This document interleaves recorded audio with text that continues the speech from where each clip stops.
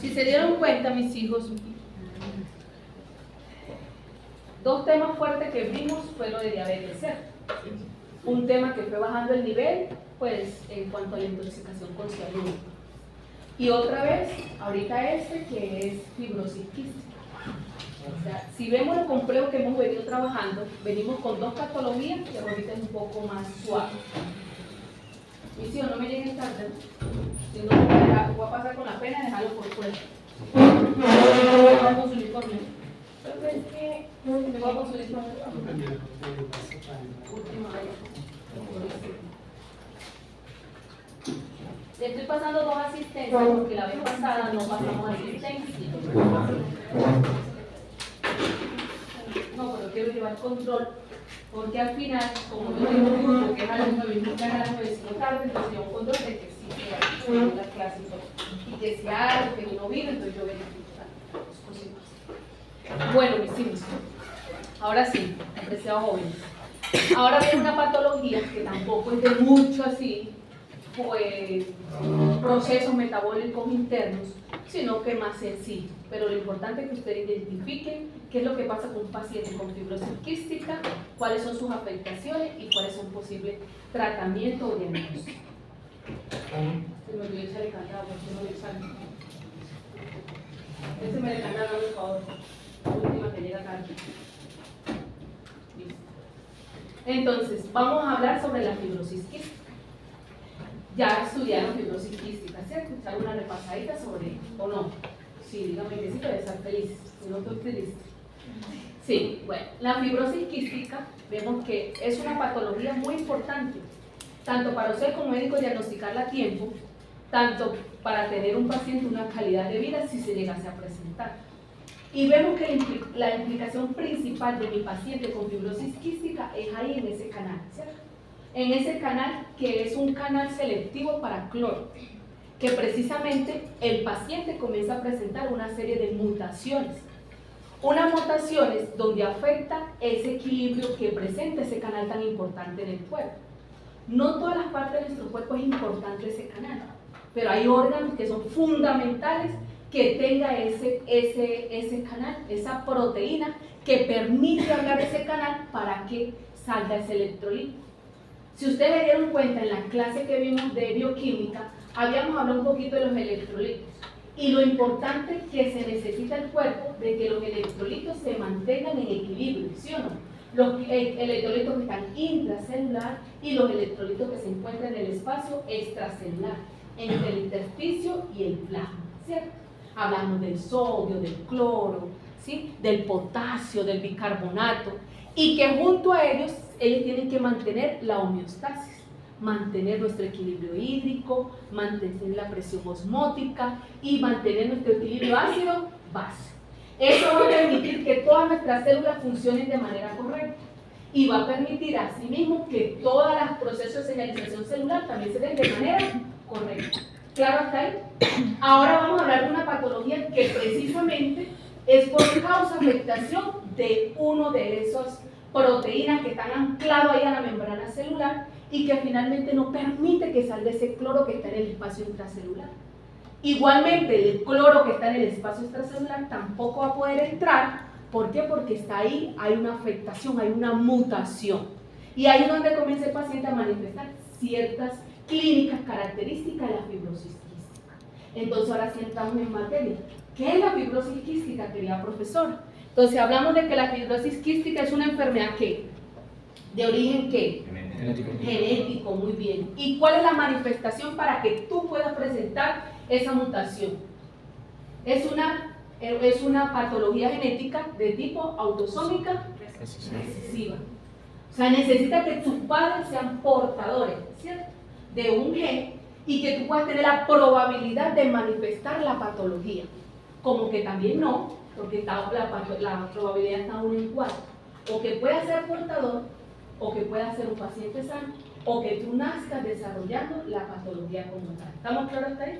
Por eso es autosómica recesiva. Claro, hasta ahí las niñas de primero, perdónenme acá los extras, pero ya me empoderé de este espacio. Muy bien, entonces, hablamos que es autosómica recesiva y que es causada en una mutación en el brazo largo del cromosoma 7. Y es ahí una proteína donde vemos la afectación genética de ella, que es la proteína, ¿sí?, de conductancia de la fibrosis quística, por eso es un canal selectivo para el cloro. Entonces es ahí donde está la mutación que puede presentar mi paciente. ¿Listo? Porque si se altera ese electrolito o ese canal tan importante, pues de alguna otra manera va a alterar los otros electrolitos, va a alterar también el agua, ¿cierto? Va a alterar la activación de otras enzimas, porque no se está dando de manera fluida ese intercambio. Bueno, vamos a mirar un poco más. Que afecta a diferentes órganos y sistemas, especialmente, ya les había dicho, no se puede, ese canal no es que esté en todas las células de nuestro cuerpo. Hay tejidos mucosos donde son más selectivos. En este caso, como el órgano que el aparato respiratorio, ¿sí?, el aparato reproductor masculino, porque produce obstrucción. ¿En donde más? En el páncreas, precisamente el páncreas exocrino, que asociado a él no solamente el paciente puede desarrollar una pancreatitis, sino una diabetes tipo 2. ¿Qué otro órgano también? A nivel gastrointestinal. El ilion, en este caso para los niños. ¿Sí ven? Esos son los órganos donde ese canal es súper importante, más importante, y donde comienza el paciente a desarrollar la patología en sí, o la afectación por esa obstrucción o por ese daño en ese canal del cloro. ¿Claro hasta ahí? Continuamos, seguimos. Ayúdame a ir pasando y yo me pongo acá. Yo me quedo acá atrás. Muy bien, si hablamos en cuanto a ¿qué tanto los pacientes pueden desarrollar fibrosis quística? Vemos que lo desarrollan más los europeos, ¿cierto? Los pacientes de raza blanca, donde más hay portadores, que acá más que todo. Ustedes lo van a ver más en Europa, donde hay pacientes que pueden desarrollar más esta patología. Vemos qué nos dice en cuanto a estadística, en cuanto a la frecuencia, el origen caucásico, donde la incidencia varía 1 en cada 300, 1 cada 8.000 en hispanos recién nacidos vivos. Para el 2018 se encontraban registrados 30.775 pacientes con fibrosis quística, y el 10% de pacientes a nivel mundial tenían más de 40 años y ninguno había sido diagnosticado luego de los 40 años de edad. O sea, ¿a qué se debe esto? Que de pronto no eran los de clase 2 o los de clase 1, sino de repente son pacientes que desarrollan fibrosis quística, pero tipo 6, tipo 7, que de pronto la manifestación clínica la pueden desarrollar a largo tiempo. Ya vamos a ver por qué. Donde la mutación pues no es tan grave para ese tipo de afectación del canal. Y aquí vemos el gen defectuoso, en este caso el canal selectivo para el cloro, ¿sí?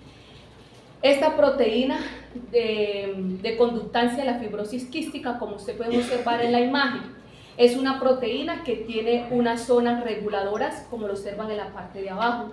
También tiene unas zonas de unión al ATP, ¿cierto? Y la apertura o cómo se ancla ahí en esa membrana celular. Muy bien.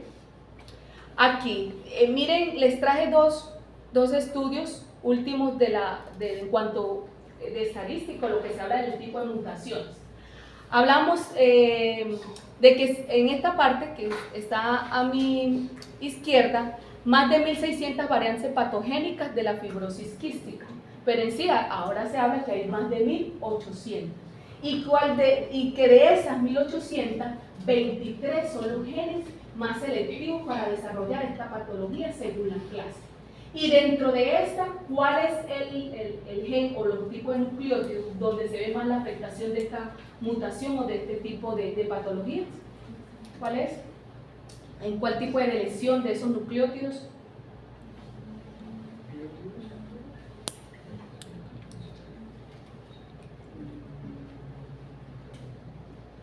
¿O aminoácido? ¿Cuál aminoácido? Dentro de esa cadena.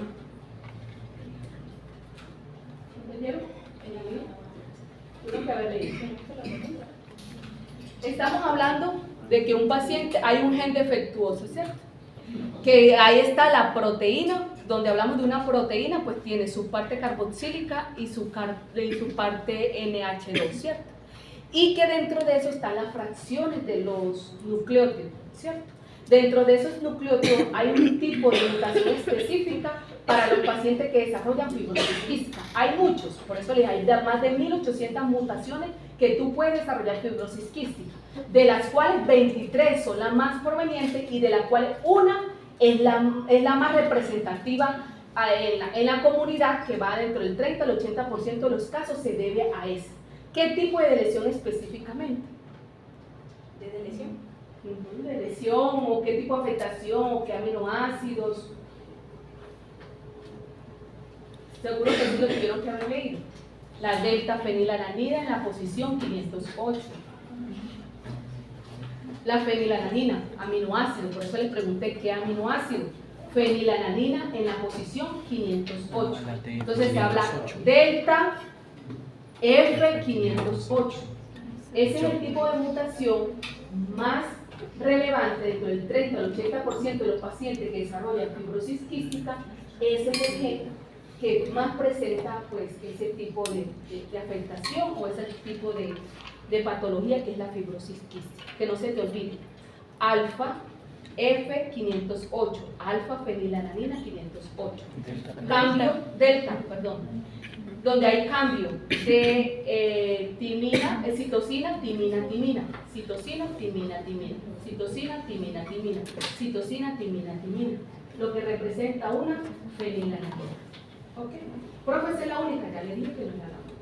Dependiendo de la clase, pero los que desarrollan este tipo de mutación principalmente son las mutaciones de clase 2. Espero que hayan estudiado los tipos de clase. Clase 1, 2, 3 y 4, que son las más estudiadas, pero también aparecen las 5 y una sexta clase. Profe, ¿cómo así, querida profesora? Dentro de ese ciclo de la formación de esas proteínas que vimos al principio, existen varias clases de mutaciones, porque una puede ser en el núcleo, cuando salen por la regulación, por la conductancia o por causa de otras proteínas aliadas. ¿Va conmigo, no, mis hijos?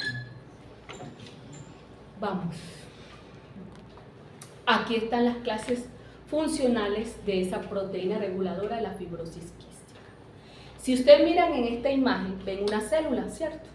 Aquí está el núcleo, ahí está el citoplasma y ahí está la membrana citoplasmática, la membrana celular. ¿Qué puede pasar para que no se forme esa proteína y se ancle ahí en la membrana y pueda permitir la apertura de ese cloro? Puede pasar muchas cosas. Esas mutaciones se pueden dar a nivel nuclear, lo de la clase 1, cuando hay un defecto en la síntesis de proteínas. Entonces, ¿ustedes creen que si hay un defecto en la síntesis de proteínas, se va a formar la proteína? No. Entonces, nula. Ese canal no te va a servir para un carajo. Son pacientes que sí o sí desarrollan la patología o la sintomatología crónica procedente de ellos, porque no hay síntesis de proteína. ¿Estamos claros hasta ahí? Pues no se forma la proteína. ¿Estamos claros? Esos son los de clase 1. Si hablamos de los de clase 2, si ustedes miran ahí el dibujito, los de clase 2 no es ahí en el núcleo, sino saliendo ahí. Es como en el plegamiento, ahí en el aparato del Golgi. Entonces, ¿qué es lo que está pasando ahí? Se habla que hay un proceso anormal en el tráfico, si leen ahí, o si nos vamos para esta tablita que está acá, que la tomé de YouTube, dice acá lo de clase 2, también un modelo donde una afectación en el plegamiento. Y precisamente los de clase 2 están más asociados a cuando hay un defecto en la lesión en la F508.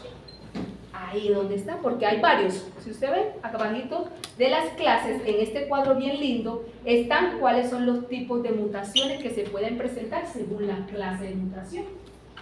Muy bien. Si hablamos de la clase 3, ya nos vamos ¿a dónde? Arriba, ¿cierto? A la proteína. Y dice que hay un defecto de activación, ¿sí? En este caso, los canales no se abren. No se abren, porque es un defecto de activación. No se abre. Entonces, no va a salir igual el cloro. Y la número 4 es un defecto de conductancia. se abren, pero no hay suficiente fuerza para que pueda salir ese cloro. Y hablamos de dos más. Aparte de eso, hablamos de dos más, que son los de clase 5, que hay una reducción en la síntesis de proteína. Está la síntesis de proteína, pero no está tan eficiente. Entonces, de igual manera, eso ya lo clasificamos como tipo 5. Y por último, los de clase 6. El canal está bien, pero hay otros canales que están defectuosos que impiden que ese proceso de apertura se dé con calidad. Entonces ya ven, son cuántos tipos de clases de afectaciones de la fibrosis quística? 6. Las más provenientes son las primeras 4, pero las más graves son las primeras 3. ¿Claro está ahí? Y de esas primeras 3, la 2 es la que tiene que ver con la frecuencia de la mutación más común de la fibrosis quística, que vuelve y juega, que es la delta alfa 508. Vamos a repasar. F de fenilalanina. ¿Qué dice? ¿Qué dije? Alfa. Suele suceder. Pero que el T, claro. Delta F por fenilalanina. En la posición 508. Es la única, ya le dije que no, y ahí está un cuadrito. En la anterior también se los mostré. Aquí está un resumen de las clases funcionales de esa proteína reguladora de la fibrosis, de conductancia de la fibrosis quística. Aquí ya está de la 1 a la 6, mucho más fácil para usted comprenderlo. La primera, síntesis defectuosa; la segunda, defecto, procesamiento y maduración; la tercera, en la regulación o activación; en la cuarta, conductancia disminuida; en la quinta, función reducida en cuanto a síntesis; y en la sexta, defecto en la regulación de otros canales, no el de, sino de otros canales. ¿Bien hasta ahí, mis hijos? Se habla que los primeros 4 tipo clases de defectos se debe o está asociado a una insuficiencia pancreática, pero ya vamos a mirar más a fondo de ello. Aquí vamos a mirar qué es lo que está pasando con ese canal. Entonces, vemos, como pueden observar, en la imagen que dice B, todos conmigo en la imagen que dice B. En la imagen que dice B, ahí vemos la proteína reguladora de la conductancia de la fibrosis quística, que está en azul. Sí, Rosa. Vamos ahí, la primera imagen, la B, ahí. Vemos que es un canal importante para que pueda salir ese cloro y también viceversa. Pero también ven otros tipos de canales, ¿cierto? O de proteínas que permiten abrir y la entrada y salida de otros electrolitos, ¿cierto? Ahí ven la del sodio, lo que significa que así como sale el sodio también estimula otros electrolitos. Entre este caso, ahí le está mostrando como el cloro también salen otros electrolitos, como es el sodio, el bicarbonato también, ¿cierto? Y cada vez que trae sodio, también, ¿qué arrastra el sodio? Agua. Inmediatamente se arrastra el sodio, también arrastra agua por acuaporinas para el otro medio, y así sucesivamente hacen los intercambios. Cloro, su canal del cloro, igual apertura para el otro canal del sodio, y así mismo agua.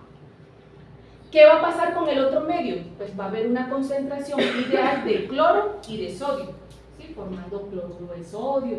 Van a haber ese equilibrio hidroelectrolítico y esa homeostasis tanto en el espacio intra como en el espacio extra. ¿Qué pasa con los órganos que les hablé al principio? Importantísimo, porque esa concentración de cloruro en ese espacio extracelular va a permitir el buen funcionamiento de esas células, para que esas células arrastren ese moco en este caso y puedan mantener un ambiente idóneo y que no colonicen bacterias, etcétera, ¿cierto? Entonces, por eso es importante esa apertura de ese canal del cloro, para que active también sodio y otros como bicarbonato, que en este caso no está en la imagen. Cuando hay un bloqueo, ahí está en la gráfica C que dice fibrosis quística, pues ¿qué va a pasar? No va a haber cloro, no va a haber agua, no va a haber sodio en el otro espacio. Y lo que va a permitir alterar la composición extracelular de esas células tan hermosas, y ahí es donde viene la afectación clínica que presenta mi paciente en esos órganos. Siguiente imagen. Entonces vamos a hablar de cuál es la consecuencia cuando está afectado ese canal en los órganos más relevantes. En este caso vamos a comenzar con el páncreas. Hablábamos en diabetes que tenemos el páncreas, una glándula mixta que está constituida por páncreas exocrino, o como su funcionalidad, páncreas exocrino y páncreas endocrino. Nuestro páncreas endocrino, su capacidad de producir los islotes de la ángela y se produzcan las hormonas, ¿cierto? Y el páncreas exocrino es el que libera esas enzimas para que se pueda hacer la digestión gástrica. ¿Claro hasta ahí? Si vemos que la fibrosis quística o esa patología se ve implicado en la asociación de esa mutación, ese defecto de ese canal, el paciente comienza a verse afectado la funcionalidad de mi páncreas. ¿Cómo así, querida profesora? Entonces nos vamos otra vez para anatomía. Dale la siguiente imagen y la siguiente imagen. Aquí vamos a ver las células acinales. Entonces, estas se las mostré en diabetes, ¿cierto? Entonces, miremos. Cuando ingerimos los alimentos, habíamos hablado de que existen muchas enzimas que participan en la degradación de esos alimentos. Cuando ese alimento llega al estómago y luego pasa a la porción del duodeno, ¿cierto? La primera porción. Que necesiten, que hay dos células. Le estoy haciendo un recordatorio porque eso les va a ser importante. Que existen dos células importantes, las células C y las células I, ¿de acuerdo? Que las células S, ¿qué es lo que me estimula? Secretina. Para que esta secretina, inmediatamente, ¿qué es lo que va a hacer? Me va a estimular el páncreas hidroelectrolítico para que se libere bicarbonato. Pero miren tan importante el bicarbonato, el canal del bicarbonato, que también arrastra cloro. Pero asociado a él, en el páncreas, es importante el canal del conductance de la fibrosis quística, que es cloro exclusivamente. O sea, miren lo importante de él. Entonces, y asociado a eso se arrastra agua, porque recuerden que necesitamos ese acidez que viene en el estómago, necesitamos alcalinizarlo en la parte duodenal para que las enzimas funcionen, se activen y pueden hacer su efecto degradativo finalmente y constituir esa molécula compleja, la molécula simple, para que vaya sangre. ¿Estamos claros hasta ahí? Entonces, voy con toda esa película para que vean lo importante que es el canal, tan fundamental para mantener en este caso el equilibrio hídrico y permitir que se pueda alcalinizar un medio. Y ahí juega el cloro, bicarbonato, sodio y asociado a ello el agua. Bien, estimulado por la secretina. Y luego que vienen las células I, ¿cierto también? Que está la colecistoquinina, para que libere ¿qué? Las enzimas, ¿de acuerdo? Muy bien, las enzimas, que las enzimas pueden actuar según la molécula orgánica ingerida. Muy bien, entonces miren ese canal tan importante que está ahí. ¿Qué pasa cuando, dale a la otra imagen, que creo que hay una imagen linda de esas células acinares, dale, aquí está. Entonces miren todo lo que ella hace para que genere un ambiente idóneo a nivel duodenal, ¿cierto? Con las concentraciones adecuadas de cloro, de bicarbonato, de agua, y asociado a ello, pues la activación de las enzimas. ¿Qué nos pasa cuando ese canal está obstruido? Pero las enzimas no se van a liberar. No se van a activar, ¿cierto? Dentro del páncreas y llevar una insuficiencia pancreática. Y va a llevar una insuficiencia pancreática. Miren esta imagen. Aquí están varios tipos de mutaciones. En este caso, ¿qué va a pasar si en cualquier tipo de esas mutaciones que vaya a afectar la funcionalidad del páncreas? Ahí tenemos en el segundo cuadrito el delta F508, ¿cierto? Si hay una disminución de ella o no hay producción de ella, pues ¿qué me va a pasar? Precisamente el paciente no va a desarrollar ese tipo de canal que es exclusivo para el cloro, no va a salir el cloro, bicarbonato, sodio y agua, entonces lo que va a haber es una acumulación de un proceso inflamatorio y donde las enzimas no se van a activar. Y ahí está un caso. En este caso, el tripsinógeno se debe convertir en tripsina, para que esta tripsina active las otras proenzimas procedentes de las proteínas, ¿cierto? Pero ¿qué pasa? No se va a activar porque no está el acondicionamiento idóneo para hacerlo. Entonces comienza a acumularse el tripsinógeno y comienza a elevarse y no va a haber tripsina. Y ahí es donde comienza el proceso infeccioso e inflamatorio de este órgano. Y es lo que hablamos, que el paciente comienza a desarrollar una pancreatitis. Y además de la pancreatitis, ¿qué pasa si tú no desdoblas esos alimentos? Si tú no haces digestión de esos alimentos, si ese compuesto complejo no se convierte en complejo simple, ¿qué va a pasar a nivel intestinal? Exactamente, no hay absorción porque tu célula no la puede transportar, hacer ese mecanismo de transporte activo o pasivo según la molécula. No puede pasar a sangre. Y si no pasa a sangre, ¿qué comienza a desarrollar a nivel intestinal el paciente? Aparte de la pancreatitis, a nivel intestinal, ¿qué comienza a eliminar? ¿Cómo elimina las heces? Las heces, ¿cómo se eliminan de un paciente con una fibrosis quística?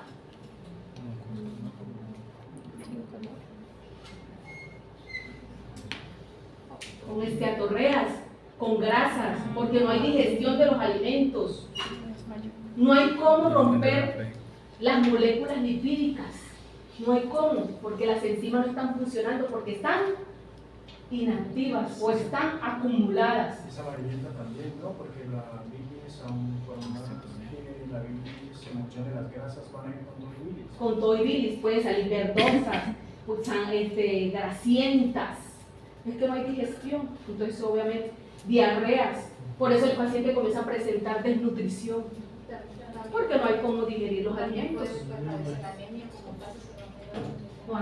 Muy bien. Y pues diabetes. No hay nutrientes. Al no haber nutrientes, ¿qué pasa con los pacientes? Desnutrición, fatiga, diarreas frecuentes, malolientes. Mire lo que puede desarrollar una patología que usted dice, no, pero profe, ya está afectando órgano páncreas, está afectando a nivel intestinal.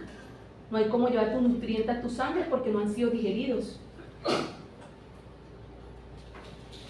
No han sido degradados por la acción de las enzimas porque eso está bloqueado. No hay buen acondicionamiento del ambiente. Claro que no estamos claros, mis hijos, los número 1 de medicina. A nivel pulmonar, ¿qué pasa? Vamos para allá a nivel pulmonar. Vamos a hablar de las células pulmonares, que saben que una de las características que tienen sus cilios, ¿cierto? Para poder despejar ese moco, para poder eliminar todo lo que tiene que ver con desechos, ¿cierto? Entonces, aquí a nivel pulmonar, vemos igual nuestra célula, a este lado, una célula normal, la que dice A, y vamos con la B, una célula A, ¿listo? En donde si está el canal del sodio, perfectamente va a permitir, sale sodio, cloro, sodio, asociado a ello agua, y va a permitir que el moco pues fluya y arrastre todo lo que tenga que ver con bacterias, y despejamos la vía aérea, y es ahorita como estamos nosotros ahora, fluiditos, excepto el que esté tosiendo ahorita. Pero un paciente que de pronto tiene pólipo nasal, un paciente con sinusitis frecuente, dificultad respiratoria, unas disneas, con casos crónicos, no sabemos qué puede estar pasando a nivel genético del paciente y puede desarrollar la patología más adelante. Esos procesos obstructivos muy frecuentes. ¿Qué es lo que está pasando? Ahí está, vuelve y juega. Mi canal no está funcionando del cloro, no hay sodio en ese espacio extracelular. Entonces, ¿qué va a hacer? Se acumula todo ese moco, se vuelve todo espeso y hace que propague esas bacterias que estén ahí se vuelvan oportunistas. Entonces vemos el estafilococo empoderado de eso, vemos las pseudomonas empoderadas, y ahí donde vienen ahí las complicaciones de mi paciente a nivel pulmonar, ¿cierto? Porque esa vía aérea no está despejada, está obstruida por el desequilibrio hidroelectrolítico, por falta de un canal. Que uno es una bobada, ¿no, profesora? Una bobada lo cambia todo en medicina. Una bobadita de esa, mire todo lo que hace. Muy bien, seguimos. Y aquí están las alteraciones, igual, alteraciones primarias, que es lo que pasa, inflamación, infección, porque hay un deterioro en el aclaramiento, como es, por ejemplo, una célula pulmonar con sus cilios, y cuando hay fibrosis quística, ¿qué es lo que pasa? No hay ni un movimiento, ¿vale? Un círculo crónico, que es lo que presenta el paciente, un proceso inflamatorio, y lo que lo lleva a una enfermedad pulmonar terminal. Aquí están algunos cuadros de presentación de la fibrosis quística, síntoma respiratorio en un 51% de los pacientes, falla en el crecimiento, sabemos que no hay un proceso digestivo normal, no hay cómo agarrar los nutrientes, esteatorreas, hilio meconial. ¿Qué es hilio meconial? ¿Alguien me dijo, profe? Acá. No, profe, yo le iba a preguntar eso. Hilio meconial es una clave del éxito para ustedes como médicos. Ir sospechando que el paciente tiene fibrosis quística si presenta hilio meconial. Hilio meconial, ¿qué le suena? Meconio, ¿qué le suena? ¿No? Listo. La primera deposición tuya se llama meconio. El paciente sí o sí tiene que hacer la deposición, es su primera deposición. Usted no acuerda, no sé si ha escuchado, pero luego le va a pasar mucho. Usted no puede dejar una materna si el niño no ha hecho su primera deposición. Si el niño hizo la primera deposición, vaya para casa, no comience su proceso. De resto no. Si hay hilio meconial o no, el niño no hace su primera deposición, es porque hay una obstrucción. Y es lo que el paciente una vez está sospechando que puede tener una fibrosis quística. Por eso le digo, esa es la clave para ustedes, como médico, el meconio. Su primera deposición se llama meconio. Que el chino no ha hecho deposición 24 horas de nada, vamos a hacer un examen antes de mandarlo para la casa. Y ya después que haga la deposición, pues ya, igual se hace seguimiento, se mira si el paciente tiene antecedentes, etcétera. Ya viene todo el proceso de un poquito más a abordar sobre el tema, ¿no? Porque no solamente un hilio meconial puede ser una fibrosis, puede ser por otras causas, pero usted un hilio meconial, fibrosis quística. ¿Listo? Por obstrucción, por lo mismo que venimos hablando, a nivel intestinal hay una obstrucción. ¿Puede ser directamente con esa enfermedad o una obstrucción intestinal también puede, por eso te dije, no es que quiere decir que todo el hilio meconial significa que sea fibrosis, pero usted, una de las patologías asociadas a la fibrosis. Excelente. Y ya historia familiar, entonces es muy importante que ustedes siempre estén pendientes de eso, ¿no? Que tenga un tío, un abuelo, sufre fibrosis quística, todo eso son antecedentes importantes para ustedes, porque así usted no la manifiesta, usted puede ser portador. Y si está con otro portador, puede generar un hijo con fibrosis quística. ¿Ok? Seguimos. Aquí está un cuadro de las manifestaciones de la fibrosis quística según el órgano. Principalmente miremos todo el sinnúmero a nivel pulmonar, ¿cierto? A nivel nasal, corazón. No hablamos de uno, aparato reproductor, nos faltó eso. Hablamos de páncreas, hablamos intestinal, hablamos de pulmonar, ahora reproductor. ¿Vale? Profe, una pregunta. Usted ha dicho que la fibrosis quística se había relacionado con los proteínas, con la segregación. Pero mi pregunta es, ¿no se relacionaría patologías relacionadas con el ciclo de la olla? Ya que no se elimina como, o sea, no se hace como ese proceso en el hígado y se elimina como tal. Tranquilo, ahí todo es normal. A nivel de la urea, acuérdense que la urea es por él. Bueno, en este caso, si hablamos de un paciente que tiene fibrosis quística, a nivel hepático hay síntesis de proteínas, entonces todo bien.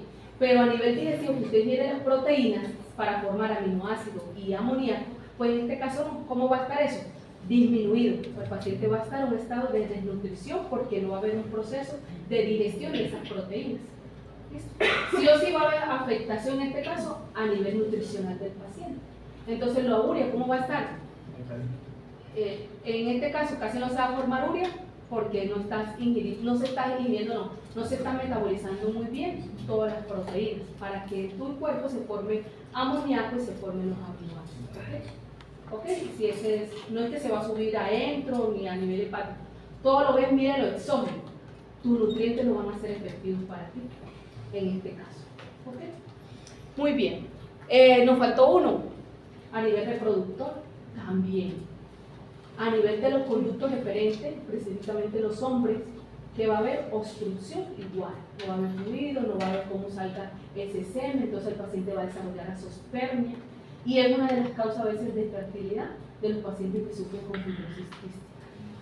Entonces, con fibrosis es a veces complejo que estén en estado de embarazo las parejas, pero un paciente con fibrosis quística tratado y todo bien, pero igual es muy difícil, porque hay obstrucción también en sus, a nivel de las gonas. ¿Listo? Sí. Profe, una pregunta. Sí. Una pregunta, y en la imagen sale dedos en palillo de tambor, eso creo que se llama acropaquía digital, ¿eso a qué se debe? Pues, ¿En dónde? dedos en palillo de tambor. Creo que eso es como acropaquía digital, creo que es que se llama, que son los dedos que son como sí, torcidos. que la uña es como muy gruesa, ¿eso a qué se debe? He visto que se En la relaciona fibrosis mucho. quística. Sí, señor. Entonces nos tocaría, búsquelo por YouTube, a ver. Células, expresamos. Eso tiene que ver con formación. Tejido conectivo. Bueno, si hablamos otra de la afectación de la fibrosis quística, hablamos también de glándulas sudoríparas. Por eso una de las manifestaciones que tiene el paciente es un sabor a qué? A salado. A salado, que es otra de las características del paciente. Porque también hay obstrucción de las glándulas sudoríparas. Entonces vamos a ver qué es lo que él encuentra en este caso, la afectación o la formación de este dedo con la fibrosis quística. Profe, me pregunté que en vez de las axilas y el monte en el caso de la mujer. ¿Qué presenta, por ejemplo? Si se afectan esas glándulas, se supone que son los dos tipos, ¿no? Las ecrinas y las amocrinas. Ajá. En las axilas hay diferentes. Sí. Esa diferencia no media es distinta en las axilas y en el pulso. En este caso no, particularmente el paciente lo que presenta es ese sabor a salado, suda mucho y ese olor fuerte, pero es debido a ese desequilibrio electrolítico por el cloro. Pregunta, en el aparato reproductor también dice amenorrea. Ajá. ¿Sí se debe- También por obstrucción, pubertad tardía, o sea, tu gona no se reproduce de manera correcta debido por el proceso obstructivo. ¿Qué pasó con los dedos palillo de tambor y la fibrosis quística? Me está saliendo, profe, dice que se relaciona con las afecciones pulmonares debido a la acumulación de moco espeso, Ajá. hipoxia celular, precisamente por el mal funcionamiento del aparato respiratorio, pero Aparato respiratorio, hipoxia celular y hipoxia hace crónica. que se forman El tiempo, factores de Pero yo creo que crecimiento eso no es tan vascular. común. Mira, Pues acá dice que ya es como a largo plazo. Me imaginé porque en mi mente no lo tenía asociado. Es Es muy común es ver al paciente problemas pulmonares, problemas digestivos, problemas de reproducción, ahora salado. Eso sí es lo más común de una fibrosis quística. Ya lo otro es lo como él lo colocó, ya afectaciones a la vida. Lo que más se ve a nivel como de crecimiento es el hecho, lo que más se ve es quística es la tasa de fracturas. Ah, eso sí. Por los huesos. Por los huesos porque no hay nutriente, eso sí también lo creo. Que lo más lo vea. Muy bien, Tengo una pregunta. dígame. ¿Qué tan cierto es Ajá. que los pacientes con fibrosis quística no se pueden acercar entre sí? De que se puedan acercarse acerca, el problema es la complicación.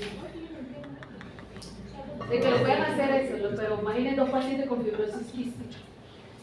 No hay, primero, más probabilidades en general, pues, chicos o niños con esta condición. Ellos, imaginen dos pacientes con fibrosis quística, pues no hay calidad de vida. Porque un paciente con fibrosis quística, pues imaginen dos tratados, dos con aparatos respiratorios, con estratorreas, y no pueden tener hijos. Sí o sí no pueden tener hijos. ¿Cuál de los dos es el que produce la enfermedad del padre o la madre? Los dos. Se necesitan los dos genes defectuosos para que tú desarrolles. Sí, señor. Por eso es autosómica recesiva. Siguiente.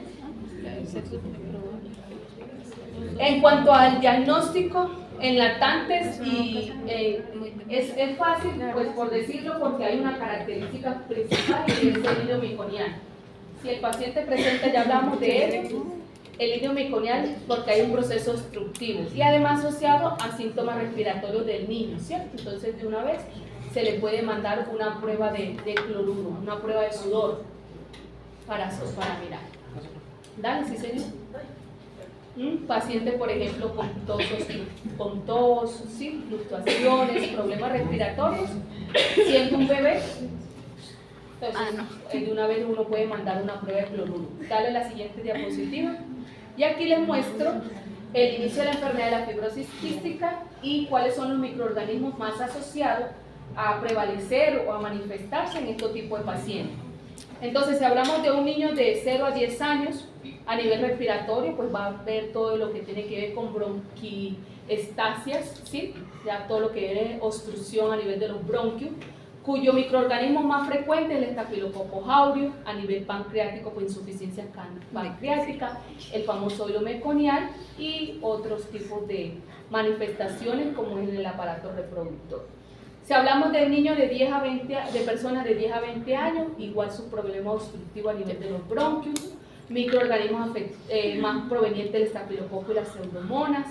Si hablamos casi no casos de pancreatitis o de proceso a nivel intestinal, pues obviamente no presenta hilo meconial porque ya superó la etapa de la niñez, ¿cierto? Del nacimiento, de la lactancia. De 20 a 35 años, las mismas obstrucciones pulmonares, presencia de microorganismos como pseudomonas o otro tipo de microorganismos gram negativos no fermentadoras. A nivel pancreático, el paciente puede desarrollar también diabetes mellitus. Ya sabemos por qué también diabetes mellitus.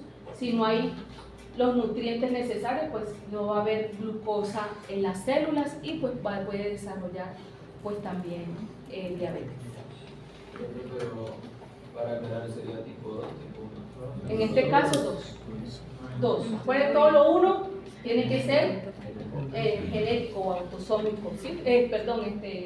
Destrucción de las células beta del páncreas, ¿sí? Y mayores a 35 años, ya fallas respiratorias progresivas, ¿sí? O llegar, en este caso, puede llegar hasta afectación de páncreas completo que afecta hígado también. ¿Listo? Aquí la progresión de la enfermedad según el estadio. ¿Listo? Todos los cambios patológicos que puede presentar el paciente, engrosamiento bronquial, ¿sí? Broncoestasias tempranas, después tardías y las complicaciones según el estadio y según va evolucionando y no es tratada esta patología. Esta patología, si no es tratada a tiempo, pues sabemos que puede causar hasta la muerte, un problema respiratorio, una desnutrición crónica, pues eso tiene que ser de una vez diagnosticada y tratada. ¿Eso no se puede diagnosticar luego del nacimiento? Usted puede desarrollar, dependiendo de las clases de gen mutado, en este caso la clase de manifestación, usted puede producir el canal, pero la sintomatología la ve a largo plazo. Entonces vemos pacientes que no es que todos los pacientes con fibrosis quística desarrollen hilo meconial, no todos. Como tú y como yo en estos momentos podemos tener ahorita fibrosis quística, pero de pronto la comencemos a manifestar a largo plazo. Porque de pronto el tipo de mutación no es el 1, el 2, el 3, el 4, sino por ejemplo el 5 y el 6. Funciona el canal, pero no es tan eficiente para la funcionalidad. Entonces, ya con procesos crónicos, ya vemos que la efectividad de ese canal va disminuyendo y ahí es donde tú comienzas a desarrollar la patología. Y después se dan cuenta, uy, ¿por qué ese sabor salado si antes no lo tenía? Tengo 30 años. Ay, pues madre, usted tiene fibrosis quística. ¿Sí? Solamente que eso no se podría detectar por cariotipo. Sí, claro. Si por ejemplo una persona, en mi familia, hay alguien que desarrolla fibrosis quística y yo quiero saber antes de, pues de una vez me mando a hacer un cariotipo completo para saber cómo están mis genes, claro que sí. Pero eso ya es particularmente, ¿sí? Ahora vamos para el diagnóstico. Bueno, si al menos uno de estos criterios para decir que tú tienes fibrosis quística, por ejemplo, que te salga pues la prueba positiva de tamizaje del recién nacido, complicaciones de la fibrosis quística, al menos alguno de los órganos, o tener un hermano con fibrosis quística. 2. Evidencia de la disfunción reguladora de conductancias, por ejemplo, tener una prueba de cloruro en sudor mayor a 60, ya es una prueba prácticamente confirmatoria que tú tienes fibrosis quística. Lo ideal es tenerlo menor a 30. Si está, por ejemplo, en 40, ya se tiene que confirmar, asociado a ella la sintomatología que puede estar presentando mi paciente. ¿Listo? Otra prueba que se puede hacer, mírenlo, el tripsinógeno. Les había dicho por qué. Se puede medirle al paciente el tripsinógeno en sangre. Entonces, ¿cómo debería estar si no está funcionando bien el páncreas? ¿Cómo está el tripsinógeno? Aumentado. Aumentado, porque el tripsinógeno se está produciendo, pero lo que no está haciendo, activación en tripsina. Entonces, en estos pacientes con fibrosis quística, ¿cómo va a estar? Aumentado. Entonces, es otra prueba que tú puedes utilizar. Pero una de las más confiables para ti es la del cloruro de sudor, la prueba de sudor. ¿Ok? Y también la de sangre, perdónenme, y también la de sangre. O sea, si usted puede hacerse una prueba genética para mirar qué clase de mutación tiene, o si tiene alguna de las mutaciones, de esas 23 mutaciones, pues también lo puede hacer. Cuídese, te noto callada. También lo puede hacer. Entonces, principalmente en cuanto a la confirmación, usted lo puede hacer con la prueba del sudor. Listo, a través de electrodos se le coloca hacia el paciente, se tiene cierto tiempo ahí, y si está menor a 30, pues normal, poco probable fibrosis quística, de 30 a 59, posible fibrosis quística, entonces se hace algunas otras recomendaciones como el tripsinógeno, historia de vida o una de sangre, y mayor a 60 ya pues confirmado que tiene fibrosis quística. Por lo mismo, obstrucción glándula sudorípara, entonces ¿qué es lo que va a haber? Entonces no va a disminuir, pues va a aumentar las concentraciones a nivel de este cloro. ¿Por qué? Porque no se está dando bien el intercambio hidroelectrolítico. ¿Dale? Y la prueba de sangre también. Aquí están un cuadro bien hermoso que les dejo aquí. ¿Cuáles son las afectaciones que puede tener mi paciente a nivel respiratorio, a nivel digestivo y a nivel otras manifestaciones clínicas que usted puede presentar a sus pacientes? ¿Cierto? Dale, tomar un poco. Muy bien. Y el decálogo, pues como siempre usted como médico lo que tiene que hacer es mejorar la condición del paciente. Si viene con un proceso obstructivo respiratorio, tiene que tratar de aclarar pues ese moco producido por ese proceso obstructivo. Una vez también usted va dando las pruebas para mirar, confirmar si tiene o no tiene fibrosis quística, ¿cierto? Prevención y manejo de infección inicial. Si después se le manda a hacer un cultivo y se da cuenta que tiene pseudomonas, estafilococos asociado a ello, tiene que tratar con el microorganismo causante de ese proceso infeccioso. Diagnosticar y tratar de forma agresiva las exacerbaciones de infecciones respiratorias, tratar la inflamación vía aérea y bueno, y demás. Siempre el paciente, uno también se casa con esos tipos de pacientes y llegan mucho al laboratorio porque ellos ya el seguimiento es distinto. Una cosa es nosotros que estamos haciendo un control de glucosa que podemos ir cada 3 meses, cada mes, pero un paciente con fibrosis quística, tanto la alimentación, peso, talla, medidas antropométricas se tiene que ir controlando prácticamente mensual, ¿cierto? Se tiene que medir todo lo que tiene que ver con las vitaminas, si está bien, a nivel nutricional, se tiene que medir peso, talla, si va bien, si va disminuyendo, ¿cierto? Electrolitos, mejor dicho, todo al paciente, albúmina, hacerle su hemograma, todo completo el tamizaje para la evaluación de estos pacientes con fibrosis quística. Y lo más chévere sería pues identificar cuál es la clase de mutación que tiene el paciente, si es la clase 1, 2, 3. ¿El dato estaría aumentados el problema respiratorio? Sí, lactatos aumentados, si el problema respiratorio es crónico, ¿no? Porque hay hipoxia, ¿cierto?